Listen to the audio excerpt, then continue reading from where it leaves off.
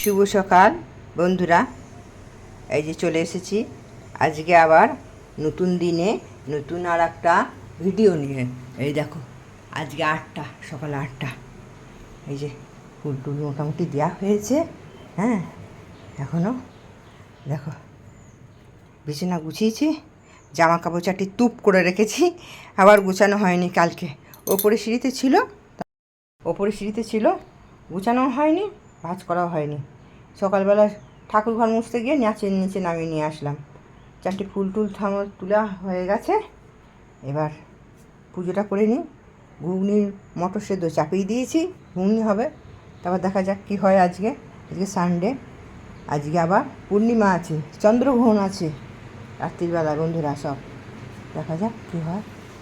এইখানে দেখবে তো কী আছে, দেখবে তোমার দাদাভাই কী করে। দেখো আজকে অতটা ইয়েতে আসছে না, কেন কে জানে। রাত্রের দৃশ্যটা দেখাবো বলে চলে আসলাম। এইটা একবার জোরটা আসছে, একবার ইয়েটা আসছে না ঠিক মতন। বলছি তো চন্দ্রদেব আজকে আজকে খুব বড় হবে। কই বড় এখনও তো হয়নি, বলছে যে রাত্রিবেলাতে হবে। এই যে রাত্রের একবার দৃশ্যটা তোমাদের দেখিয়ে দিই। আজকে তো সারাদিন ভিডিওটা করা হয়নি। এই যে চলে এসেছি, প্রচুর গরম, রান্না টান্না হয়ে গেছে রাত্রিরে। সারাদিন আজকে ব্যস্ত ছিলাম, সেই সকালের চলে এসেছি। সেই সকালে একবার ভিডিও করেছি, সারাদিন আর আসা হয়নি, রান্না টান্না ছিল তো খুব ব্যস্ত ছিলাম আজকে।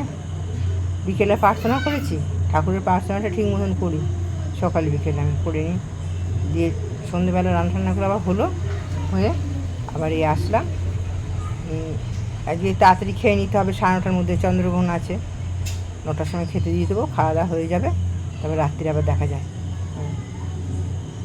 ইষ্ট কথাটাও বলা হয়ে গেছে, দেখি ঠিক আছে। গরমও আজকে প্রচুর পড়েছে, বাপরে গরম রে। চারিদিকে নিঝুম হয়ে আছে, হাওয়া নেই একটুও, গাছের পাতা একটাও নড়ছে না। শুভ সন্ধ্যা, চলে আসলাম আজকের ইষ্টকথা। পরম প্রেমময় শ্রী ঠাকুরের রাতুল রাঙা চরণে জানাই আমার কোটি কোটি প্রণাম। পরম আরাধ্যা জগৎ জননী চরণে জানাই আমার কোটি কোটি প্রণাম। পরম পূজ্যপাদ বরদার চরণে জানাই আমার কোটি কোটি প্রণাম। পরম পূজ্যপাদ আচার্য দেবের চরণে জানাই আমার কোটি কোটি প্রণাম। ঠাকুর পরিবারের প্রত্যেকের চরণে জানাই আমার কোটি কোটি প্রণাম। এখানে উপস্থিত সকল দাদা মায়েদের জানাই আমার আনন্দিত জয়। দেখবেন কেউ যদি আপনার সঙ্গে খারাপ ব্যবহার করে বা আপনার সঙ্গে অন্যায় করে, আপনিও নিশ্চয়ই অনেক সময় তার সঙ্গে খারাপ ব্যবহার করেন বা তাকে গিয়ে অপমান করেন। কিন্তু এই রকম করাটাকে ঠিক? আমার সহিত খারাপ ব্যবহারে প্রত্যুত্তরে আমি যদি খারাপ ব্যবহার করি, তাহলে সেটা আমার অশিক্ষা বা কুশিক্ষার চিহ্ন। আজকে আমাদের আলোচনা বিষয় এটাই যে আপনার সহিত অপমানের প্রতিবাদে আপনি কী করবেন। পরম দয়াল শ্রী ঠাকুর সেই বিষয়ে কী জানিয়েছেন চলুন একবার জেনে নিই। সলিলদা নামে এক গুরু ভাই যখন পরম দয়ালকে কথা প্রসঙ্গে বলেছিলেন যে অপরকে অপমানজনক ব্যবহারে নিবিড়ভাবে হজম করা খুব কঠিন কথা, তখন শ্রী ঠাকুর কী বলেছিলেন শুনুন। তিনি কি বলেছিলেন?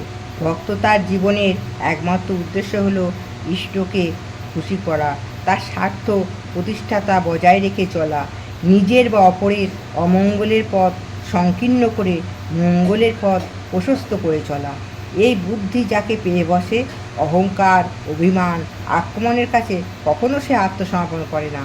সে ভাবে প্রবৃত্তি তো আমার অনুসরিত নয়, আমার অনুসরিত হলো আমার ঠাকুর। বেফায়দায় প্রবৃত্তির হাতে গিয়ে পড়ে ঠাকুরকে কেন কষ্ট দেব, কেনই বা নিজে কষ্ট পাবো, এবার অপরেকে কেন কষ্ট বাড়াই। যারা বোঝে না তারা তো ভুল করবেই, কিন্তু আমি তো বুঝি ঠাকুরের দয়ায় তার কোনটা ভালো কোনটা মন্দ তা বুঝি তখন আমি কেন খারাপ ব্যবহারে প্রত্যুত্তরে খারাপ ব্যবহার করতে গিয়ে নিজেকে ক্ষতিভাগী করব। ওটা হলো বেকুবি, অশিক্ষার চিহ্ন। প্রতি পদক্ষেপে লাভজনক চলন দেখান সেখানেই শিক্ষা উঁকি মারে। আমার লাভ হলো, অপরের ক্ষতি হলো, তাতে কিন্তু আমার ঠিক লাভ হলো না। পরিবেশকে ক্ষতিগ্রস্ত করলে সেই ক্ষতি আমাকে একদিন না একদিন আক্রমণ করবেই। আমি যদি রেহাই পাই, আমার ভবিষ্যৎ বংশধারা হয়তো রেহাই পাবে না। আর স্থূল আমি ক্ষতিগ্রস্ত না হলেও আমার মস্তিষ্ক, আমার অভ্যাস, ব্যবহার, ভ্রান্তি প্রবল নেবেই। এই আর্থিক ক্ষতির চেয়ে এই ক্ষতি অনেক বড়। জয় গুরু। এক বড় ব্যবসায়ী ছিলেন। তিনি অনেক টাকার, অনেক সম্পত্তির তিনি মালিক ছিলেন। এরকমই কিন্তু আস্তে আস্তে তার জীবন যেন অতিষ্ঠ হয়ে উঠল। তখন তিনি, তার বউ তাকে ছেড়ে চলে গেল, তার বিরুদ্ধে ডিভোর্সের মামলা করল, পাড়াপড়শিদের সঙ্গে নানানভাবে মামলায় জড়িয়ে গেল। সেই দাদা তখন অতিষ্ঠ হয়ে সে তখন ছুটে গেল ঠাকুরের কাছে। ঠাকুরকে গিয়ে বলল, ঠাকুর, আমার কিচ্ছু ভাল লাগছে না, আপনি যা চাইবেন তাই আমি দেবো। আমার মরে যেতে ইচ্ছে করছে, এমন আমার অবস্থা হয়েছে, সবার সঙ্গে আমার ডিভোর্সের মামলায় জড়িয়ে পড়েছি, আমি নানান দিক থেকে যেন জর্জরিত হয়ে যাচ্ছি, আমার কিচ্ছু ভাল লাগছে না। ঠাকুর তখন বললেন, আমি যা বলবো তাই করবি? বললো, হ্যাঁ ঠাকুর, আপনি যা বলবেন আমি তাই করব, আপনি যা চাইবেন আমি তাই দেবো। তখন ঠাকুর বললো, ঠিক আছে, তুই এখনই ছুটে বাড়ি যা, বাড়ি যাওয়ার পথে তুই শ্বশুরবাড়িতে যাবি, এক প্যাকেট মিষ্টি নিয়ে যাবি এবং তোর বউকে মিষ্টিটা হাতে দিয়ে বলবি, আমি ঠাকুর বাড়ি গেছিলাম, সেখান থেকে প্রসাদ নিয়ে এসেছি, আর তাদেরকে তোদের বাড়িতে একদিন নেমন্তন্ন করবি, নেমন্তন্ন করে ভালো মন্দ খাওয়াবি, আর পাড়ার সবার বাড়িতে যাদের যাদের বিরুদ্ধে মামলা করেছিস সবার বাড়িতে যাবি, সবাইকেই অবশ্যই মিষ্টি নিয়ে যাবি, আর সবাইকে তোদের বাড়িতে নেমন্তন্ন করবি, আর তাদেরকে বলবি, আপনাদের বিরুদ্ধে যে মামলা করেছিলাম আমি সমস্ত তা তুলে নিচ্ছি। দিয়ে সেইভাবে সে ঠাকুরের কথা মতন করলো। যথারীতি তার বউও তার বাড়িতে ফিরে আসলো তার ভালো ব্যবহারের জন্য, এবং সে সমস্ত ডিভোর্সের মামলা তুলে নিল। আর পাড়াপড়শিরাও তারা বলল যে সে যদি এতদিন বাদ সমস্ত বিবাদ ভুলে গিয়ে আমাদের কাছে আসতে পারে, ক্ষমা চাইতে পারে, তাহলে আমরা কেন ক্ষমা চাইব না। তারাও তার বাড়িতে আসলো এবং তার বাড়িতে এসে সমস্ত মামলা তাদের মিটে গেল, তারা ভালোভাবে থাকতে লাগলো। এবং সে ঠাকুরের কাছে রোজ প্রত্যেক মাসে একটা করে চিঠি লিখে পাঠালো যে, ঠাকুর, আমি ভালো আছি। এইভাবেই তাকে ঠাকুর ঠিক পথটা তাকে দেখিয়ে দিল। তাই তো ঠাকুর বলেছেন, চাউনি তোমার মিষ্টি করো কথা, চলন তোমার মিষ্টি করো, ঘুচাও মনের ব্যথা। চাউনি আমাদের কেমন করে মিষ্টি করব না, মানুষের দোষ দেখে দোষদুষ্ট চাউনি হব না, আর মিষ্টি করব কথা, ভালো করে মানুষের সঙ্গে দুটো কথা বলবো। তাকে তো অনেক টাকা পয়সা দিয়ে দিচ্ছি না, তার সঙ্গে কেবল দুটো ভালো কথা বলছি। আমাদের ঠাকুর যদি এত মানুষকে ভালোবাসতে পারেন, আমরা কেন সামান্য মানুষের সঙ্গে কিছু কথা বলে আমরা তাদের মনের কথা, তাদের দুঃখ কষ্ট কেন ঘোচাবো না? সামান্য তো ভালো করে দুটো কথা বলা। আর চলন তোমার মিষ্টি করো, চলন কেমন করে মিষ্টি করব?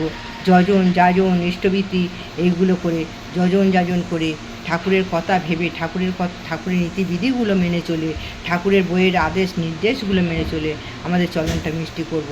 এমনি করে আমাদের প্রথমেই ভাবতে হবে আমরা পরমপিতার সন্তান, তার নীতিবিধি আমাদের মানতেই হবে, আমাদের মেনে চলতেই হবে, এই ভেবে ঠিক এই বলে আজকে আমার ইষ্ট প্রসঙ্গ এখানে শেষ করলাম। সবাই ভালো থাকবেন, সুস্থ থাকবেন। ঠাকুরের রাতুল রাঙা চরণে সবাইকার মঙ্গল প্রার্থনা করে আমার ইষ্ট প্রসঙ্গ আজকে এখানেই শেষ করলাম। জয় গুরু। চলে এসেছি আবার, 10টা 20 বেজে গেছে, খাওয়া দাওয়া হয়ে গেছে অনেকক্ষণ। এবার যথারীতি গুড নাইট, শুভরাত্রি। সবাই ভালো থেকো, সুস্থ থেকো। কালকে আবার দেখা হচ্ছে নতুন দিনে, নতুন আর একটা ভিডিও নিয়ে। টাটা।